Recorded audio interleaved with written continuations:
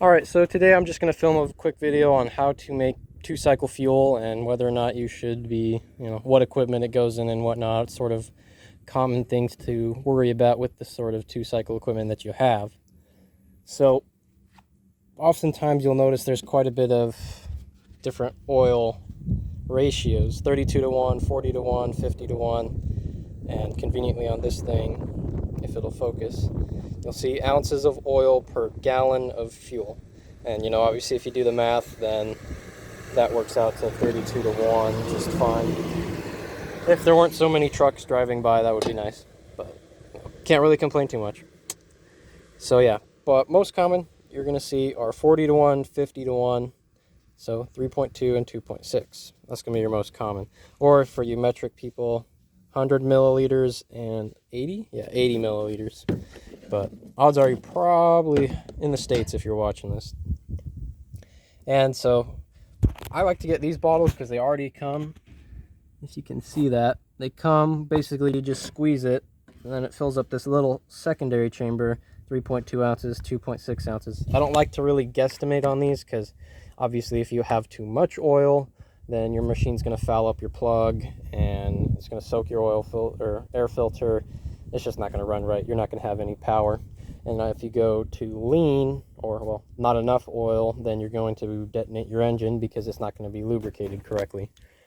And it's not something you got to worry so much about that, like, oh my gosh, I put 40 to 1 in my 50 to 1 engine. Is it going to blow up, But generally, you can find like this stuff, 40 to 1 and 50 to 1, because they're, it's like less than an ounce difference of oil. So generally, you can get away with adding a little bit of extra oil into your 50 to 1.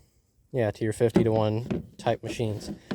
So you're probably wondering, well, how do I figure out what type of oil or what ratio I need? Well, you can always go on the safe side and just generally guess 40 to 1, but it'll obviously be in your owner's manual and whatnot. But generally for machines, if it's Echo, Red Max, Steel, Husqvarna, pretty much all their machines use 50 to 1. If it's some MTD product, Poulan Pro or like those Hyper Tough trimmers, Craftsman trimmers and whatnot, Ryobi trimmers, those are generally all going to be like 40 to 1. But that's just sort of, your mileage may vary, and you're probably going to have to either look at the fuel cap, because sometimes, it'll say unleaded gas plus oil. Sometimes it'll say 50 to 1 only, 40 to 1 only. So, make sure you check before you go mixing up oil and fuel. And yes, you can buy these cans, but I find that spending $10 for like a quart is kind of ridiculously overpriced when you can spend like $4 on a gallon of gas, since prices are crazy. Your mileage may vary with that. And then you can spend like $4 or $5 at the O'Reilly's to get this, and then boom, you've made yourself a gallon for like the same price of this. So you got 4 times the amount of this and this for the same cost. So you see what I mean? It's just kind of a waste to get this stuff.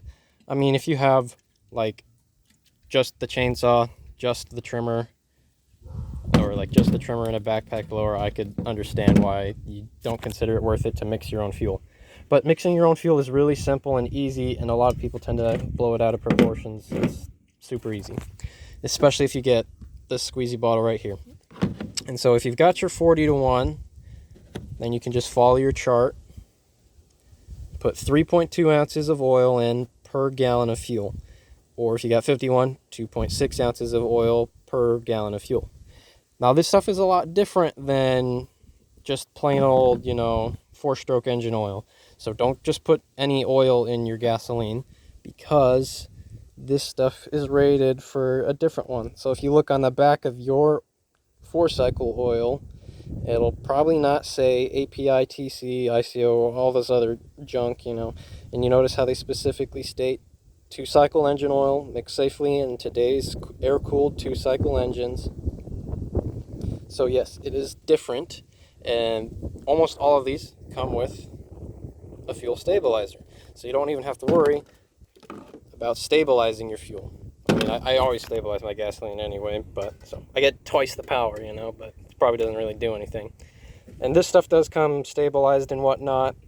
And, you know, they throw in a whole bunch of marketing mumbo jumbo on here, you know, just somehow it'll, you know, easier, more dependable starts. Well, you know, it depends on your machine really, rather than the fuel. I mean, yeah, your fuel matters, but just because you put this fuel in as opposed to that 2-cycle there doesn't mean it's going to start any better. And, you know, solves long-term storage problems. Well, the 2-cycle fuel already solves that, so it don't matter. And improves throttle response. Well, the problem is that this mixture is going to be different than a 40-to-1 of this mixture. So if you put this in your engine and you've been using something else, you may notice it actually has worse throttle response and it may not actually perform as good. And I get that with a couple of customers who switch oils, or, you know, they picked up this bottle one time to use it and they're like, what the heck, man, this thing's running like crap. So just stick with one or the other. Don't be mixing too much. I've seen loads of people do a bunch of different testings on different ones, and it's like, well, just pick the cheapest one if it works. So, you know, if it ain't broke, don't fix it. Why are you spending an extra $10, you know, for way less when you could spend $10 for way more? So, you know, you got to understand sort of how it works.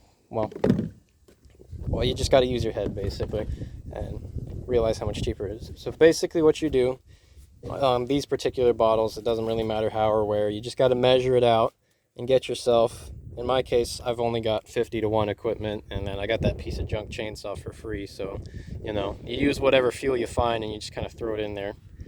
But yeah, so you fill it up to your 2.6, and then what I like to do, I pour a gallon of gas in to a little 1-gallon can.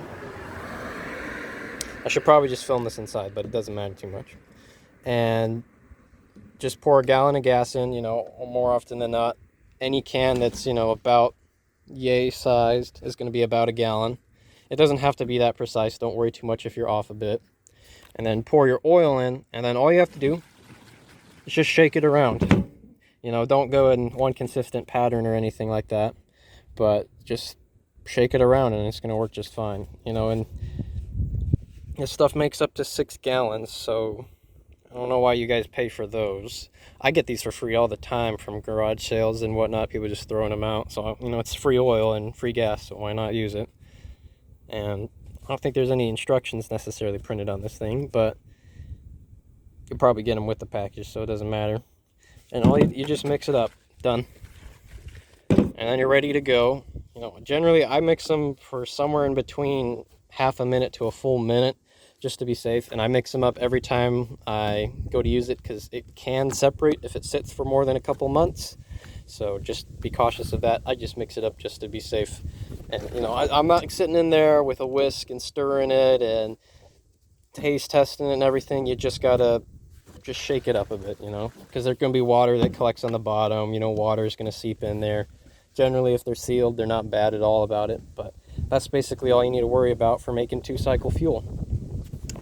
So yeah, I think that'll be the end of the video. Thank you all for watching, and hopefully we make it big one day. Thank you all, and bye.